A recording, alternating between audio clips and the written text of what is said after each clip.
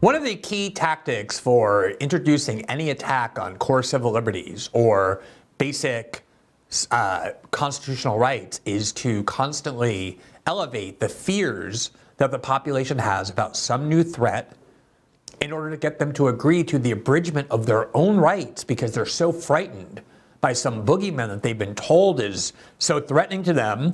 And they're willing to not only accept, but almost cheer for and demand a violation of the Constitution in order to keep them safe. Obviously, safety is a very important human drive. We all have it. It's necessary to our survival. And so when governments can manipulate fear of our own safety, that is the age-old hallmark tactic for any authoritarian act or any authoritarian government. And that is what has been repeatedly done for years now in order to ban TikTok, a platform that 150 million Americans choose to use, but which the United States government has more difficulty censoring and controlling the content of than it does Facebook and Google. Although TikTok has made a lot of efforts to place their, quote, content moderation decision in the hands of the U.S. security state, it hasn't been enough. And as a result, and we've talked about the reporting on this, after lurking in Washington for 4 years, the TikTok forced sale, which is really a ban for reasons we'll explain, finally was enacted by the Senate and the House and then signed into law by President Biden.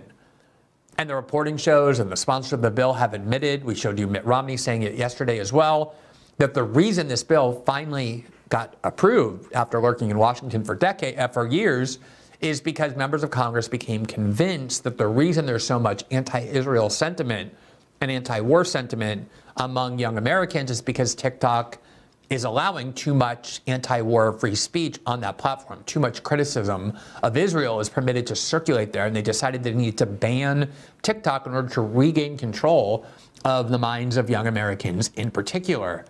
TikTok today filed a suit in the United States Court of Appeals for the District of Columbia, of the DC Circuit. And essentially, it's a petition for review of the constitutionality of the Protecting Americans from Foreign Adversary Controlled Application Act.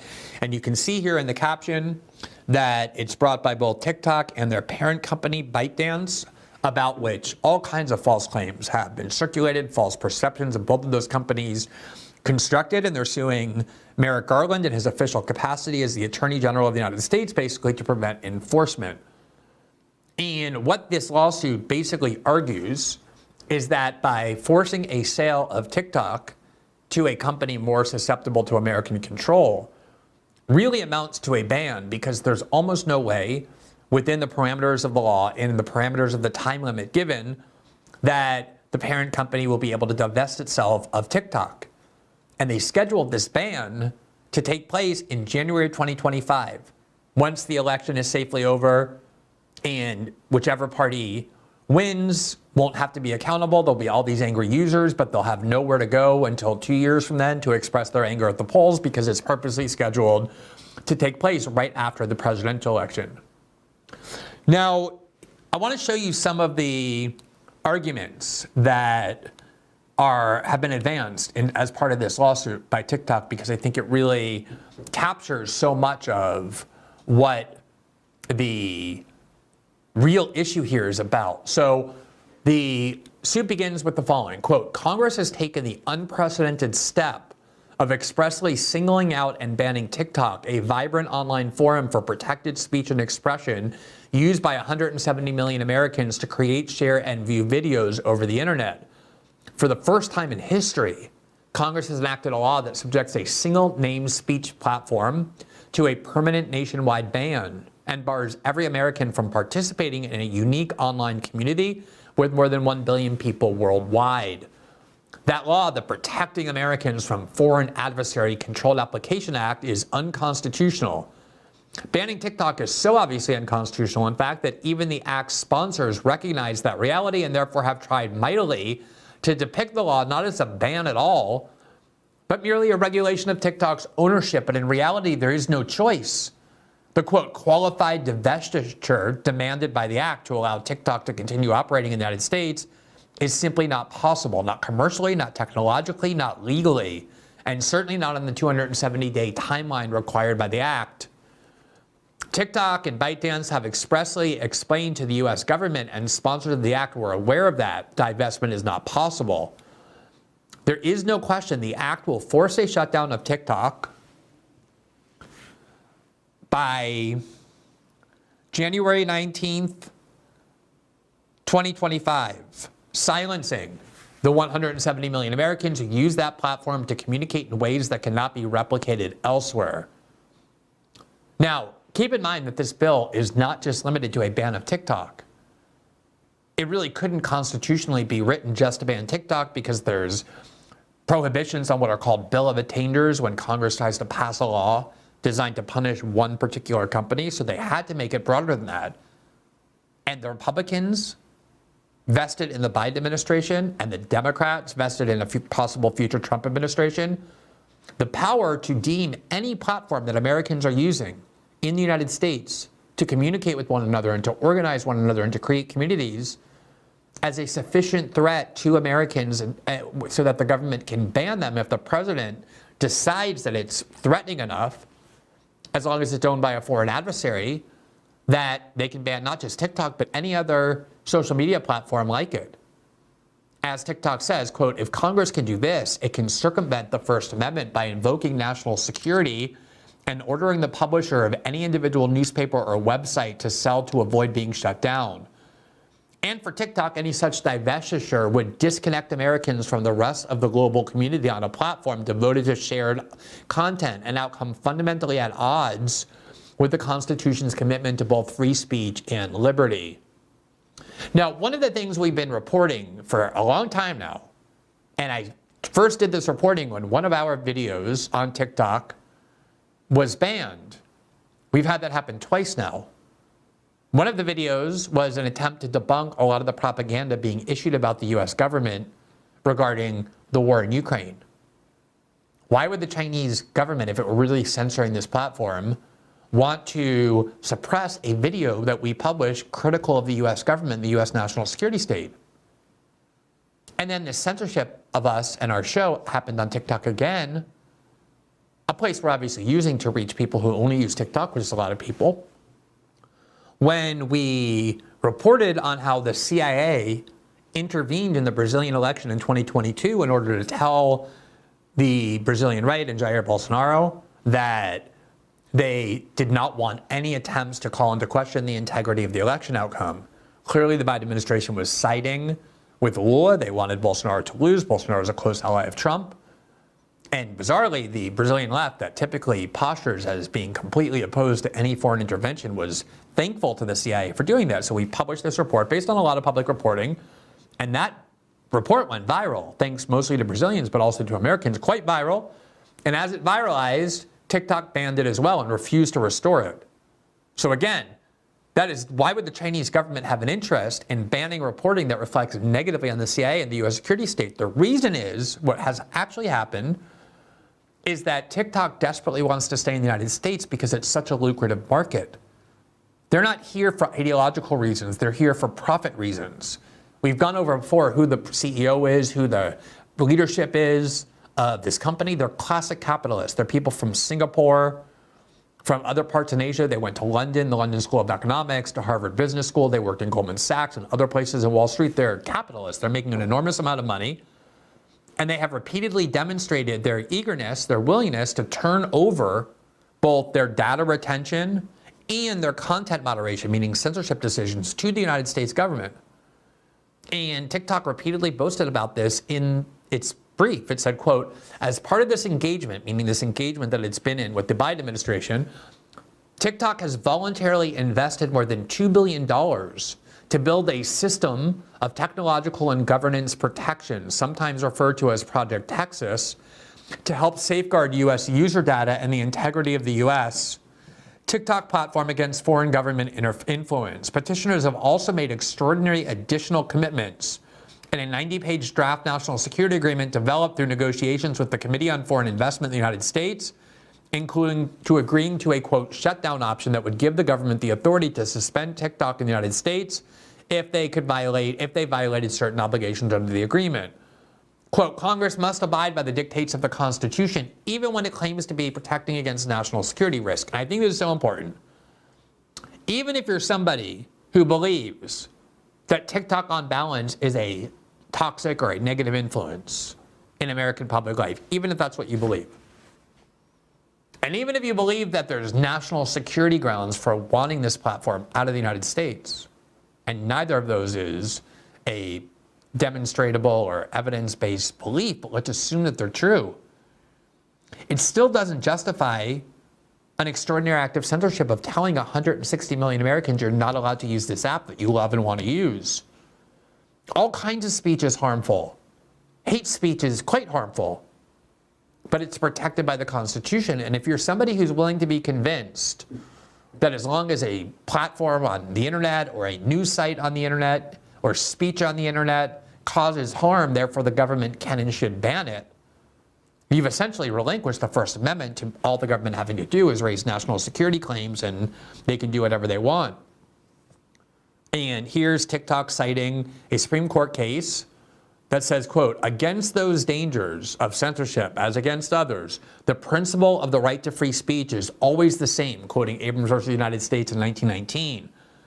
Congress failed to do so here, and the act should be enjoined.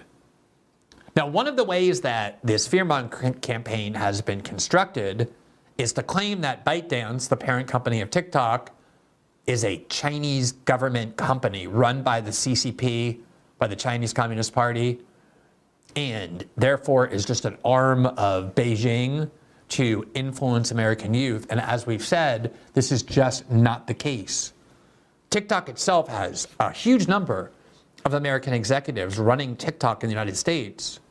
And ByteDance does too. Quote, TikTok Inc.'s ultimate parent company is ByteDance Ltd. Limited, ByteDance Limited, a Cayman Islands Incorporated equity holding company. Today, approximately 58% of ByteDance is owned by global institutional investors such as BlackRock, General Atlantic, and Susquehanna International Group. 21% is owned by the company's founder, a Chinese national who lives in Singapore, and 21% is owned by employees, including approximately 7,000 Americans. So this idea that this is some government-owned company, even if true, you know, we've talked a lot about how right after the Russians invaded Ukraine, the EU implemented into law a prohibition on any platform giving citizens of the EU the right to hear RT and other Russian state media. And I think most Americans agreed, wow, that's so draconian. That's such an obvious violation of free speech. If Americans want to hear what the Russians are saying, who is the government to tell them they're not allowed to read it or hear it? And it was the demands of the French government that Rumble remove RT and Sputnik and other Russian state media from the platform, and then Rumble's refusal to do so on the grounds that Americans have every right to hear these news outlets if they want, that caused Rumble to no longer be available in France. So this is what's at stake. Even if this were a Chinese government app controlled by the Chinese government, you have the absolute right to go read and hear what the Chinese are saying. And again, this is claimed that this is a Chinese government app has been spread for years, and yet a huge portion of the population, 35 or 40%, are choosing to use the platform, often as their primary means of communication. That's whose First Amendment rights are being abridged here, the American citizens who are using this app. Then the brief goes on, quote, the Chinese government has made clear, and this is something that a lot of people who are proponents of this TikTok ban are citing to say, look, this really is proof that it's the CCP that runs this company. It's a complete misunderstanding of what is happening here. So they say, quote, the Chinese government has made clear that it would not permit a divestment of the recommendation engine, the algorithm engine, that is a key to the success of TikTok in the United States. So I saw a bunch of people today who support this ban saying, this proves that China won't allow the sale, and therefore that means that they control the company. The problem for this argument is it completely misunderstands Chinese law. And the brief explains, quote, just like the United States does, China regulates the export of certain technologies operating there. China's export control rules cover, quote, information processing technologies such as, quote, personal interactive data algorithms, China's official news agency has reported that under these rules, any sale of recommendation algorithms developed by engineers employed by ByteDance subsidiaries in China, including for TikTok, would require a government license.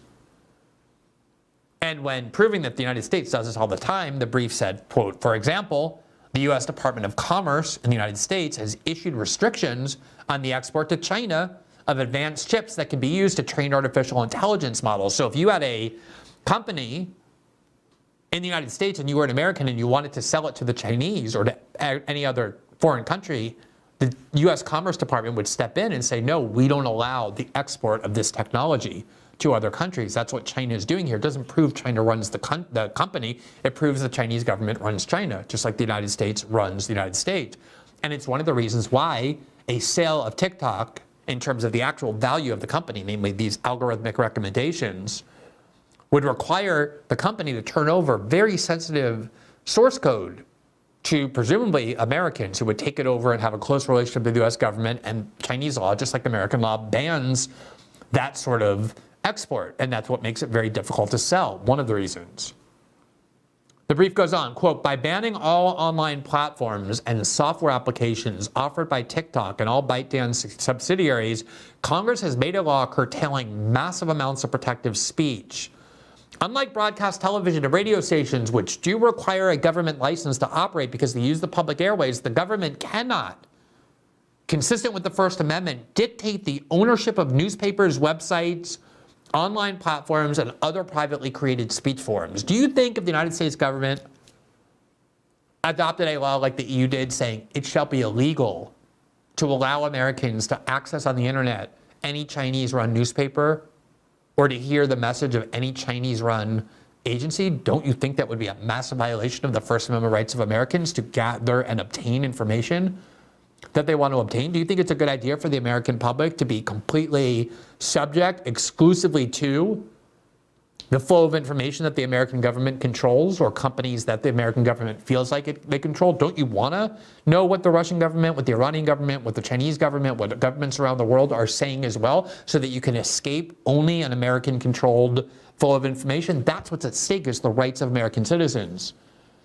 The brief goes on, quote, as the U.S. government itself has knowledge, quote, when social media platforms decide which third-party content to present and how to present it, they engage in expressive activity protected by the First Amendment because they are creating expressive compilations of speech. And in order to ban it, the government, quote, must demonstrate that the recited harms are real, not merely conjectural, and that the regulation will, in fact, alleviate these harms in a direct and material way. Congress itself has offered nothing to suggest that the TikTok platform poses the types of risks to data security or the spread of foreign propaganda that could conceivably justify the act. Now remember, early on after October 7th, a bunch of young people who had been fed the neocon fairy tale about 9/11, that we were attacked by evil extremists who hate us for our freedom, they discovered that there was a letter from Osama bin Laden explaining to the American public why there was so much anti-American sentiment in the Middle East. And it cited, unbeknownst to all these young Americans who did not understand or know about this history until they found this letter, and it began being discussed on TikTok, all of the actual policy grievances that people in the Middle East have, as cited by Osama bin Laden, including the placement of American troops on what they consider to be sacred Saudi soil, the imposition of a sanctions regime on Iraq that killed hundreds of thousands of Iraqi children by cutting them off from medical supplies and food, and the American supply of weapons and bombs to the Israelis that they used to attack civilian populations in both Gaza and the West Bank. Those were their grievances. And so obviously you don't have to agree with the Osama bin Laden letter, although I think you go to the Middle East or you look at polling down in the Middle East and you will see immediately that those are real grievances that people have as to why they hate the United States. It's the reason we impose so many dictators in that region, to prevent democratically elected governments from serving the actual views of the populations there, which overwhelmingly to be anti-Israeli and anti-American. That's why we keep dictators so firmly entrenched in those regions. And obviously, if the circulation of this bin Laden letter had been able to continue. And of course, Americans have the right to read a document of that historical import. It could change their views of America's role in the world. And as a result, the government, both political parties, began demanding that TikTok censor that letter. And TikTok immediately did. They eliminated the hashtag to the bin Laden letter. They eliminated the link to the bin Laden letter. The Guardian, who had hosted the site where the bin Laden letter was located, removed the document from their site because they didn't want young Americans to read it. This is the kind of information control that is at stake here. Do you want the US government to be able to block young Americans or any Americans from accessing information that the US government doesn't think they should be able to read? The attack on our basic speech rights there is manifest and glaring. And that is what is absolutely at stake here. And the fact that TikTok did immediately comply with these requests to ban the TikTok letter, or ban the bin Laden letter, shows that TikTok has increasingly, in a desperate attempt to stay in the United States, a very lucrative market for it, has been willing to censor at the direction of the US government. That's why they banned the TikTok letter. Now, this has been going on for years, where TikTok has been handing over control of their platform, their data privacy and retention, and their content moderation to the US government. From Reuters in December of 2022, quote, exclusive, TikTok steps up efforts to clinch a US security deal. Quote, TikTok has already unveiled several measures aimed at appeasing the US government, including an agreement for Oracle Corporation to store the data of the app's users in the United States, and a United States data security division to oversee data protection and content moderation decisions. That is what TikTok offered, for the Oracle Corporation to store the data, and for a United States data security unit division to oversee data content and content moderation decisions. So they were basically telling the US government, we're not here to ideologically propagandize the public. We'll censor whatever material you tell us to censor. We just want to stay because we want to profit off a service that Americans love to use. This is why the TikTok bill couldn't pass, was because TikTok was making all these concessions to appease the security state. The real reason the TikTok ban, or forced divestiture, which is the pretext for the ban, finally got passed, and we've shown you this reporting repeatedly, the admissions of the sponsor of the bill, yesterday's admission by Mitt Romney when he was sitting with Secretary Blinken at the McCain Institute, the Church of Bipartisan Consensus on Foreign Policy. The reason that they finally got passed was because members of Congress became convinced that there was too much criticism of Israel being permitted to circulate on that platform. And that's why they decided to either force a sale to a company they could control or to ban it entirely, because they didn't want criticism of US foreign policy being permitted. To describe that is to describe a perfectly illustrative attack on free speech. Now, I realize that there's been a lot of propaganda about why this is important, and I just think it's extremely important that we all have the discipline not to allow the government to seize some extraordinary power every time it convinces us that there's some threat to speech or political speech or some problem that we're disturbed by, and then we say, yeah, go ahead and ban that, because each time you do that, the precedent is strengthened that the American government has the right to control the speech we can express ourselves with and the information to which that we can access.